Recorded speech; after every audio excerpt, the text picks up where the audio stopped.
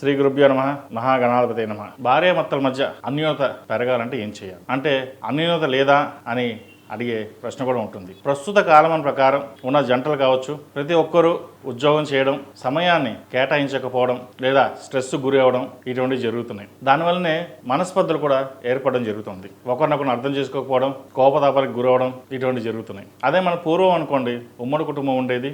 అప్పుడు ఇంత టెక్నాలజీ లేదు, ఫోన్లు లేవు. ఏదొచ్చినా సరే ఇంట్లో ఉండి పరిష్కరించుకునేవారు, లేదా పెద్దవాళ్ళు సలహాలు సూచనలు ఇచ్చేవారు. ఇప్పుడు అది పరిస్థితి కాదు. పెద్దవాళ్ళు ఏదైనా సలహాలు ఇస్తే మాకు చెప్పొద్దు, మేము చూసుకుంటాం అన్న ధోరణికి వచ్చేసారు. ఇది ప్రతి చోట ఉన్నది. భార్యాభర్తల మధ్య అన్యోన్యత పెరగడానికి చిన్న చిట్కా అనుకోండి. అది ఇద్దరు స్ట్రెస్ గురవడం వల్ల లేదా యూగోల వల్ల గొడవలు పడడం, సంవత్సరంలోనే విడిపోవడం.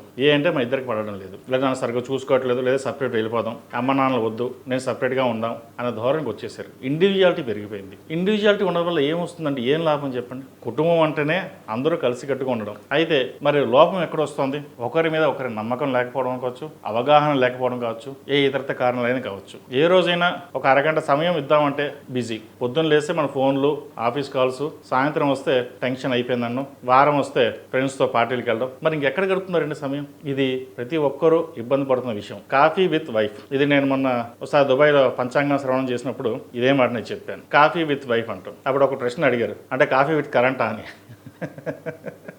కాఫీ విత్ కరెంట్ కాదు, కాఫీ విత్ వైఫ్. అంటే భార్యని కరెంట్ కింద ఆలోచిస్తూ భయపడుతుంది అనమాట.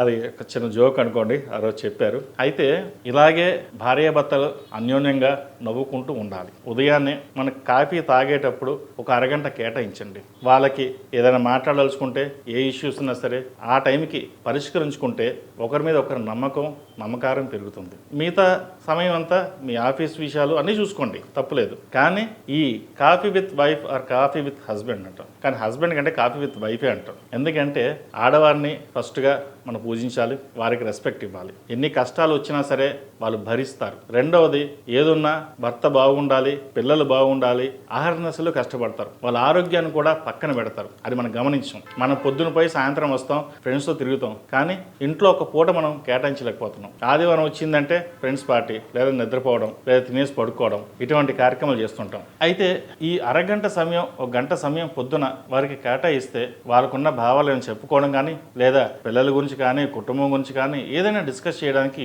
కొంత సమయం అని కేటాయించామనుకోండి, వాళ్ళు ఆ డే అంతా యాక్టివ్గా ఉంటారు. ఇది మనం గమనించాం. ఎప్పుడైతే భార్యాభర్తలు అన్యోన్యంగా సంతోషంగా ఉంటారో ఆ ఇల్లు స్వర్గం. కాబట్టి నేను ఒకటే చెప్తున్నానండి, ఒక అరగంట సేపు వారు కేటాయించండి. సర్వే జనా సుఖినో భవంతు, లోక సమస్త సుఖినో భవంతు. ఓం శాంతి శాంతి శాంతి.